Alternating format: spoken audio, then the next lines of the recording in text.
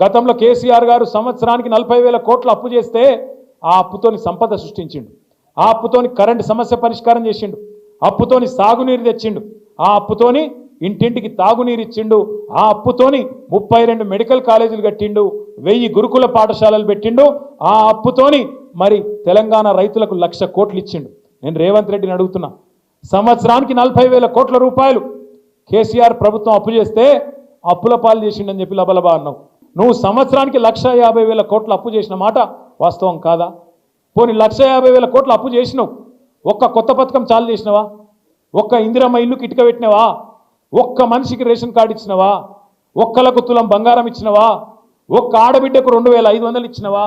ఒక్క ముసలాయనకు 4,000 ఇచ్చినవా? రైతులకు రుణమాఫీ అన్న చక్కగా చేసినవా? ఏం చేసినావు? ఎందుకైతుంది అప్పు? మరి కేసీఆర్ అప్పు చేసిండంటే భవిష్యత్తు మీద పెట్టుబడి పెట్టిండు.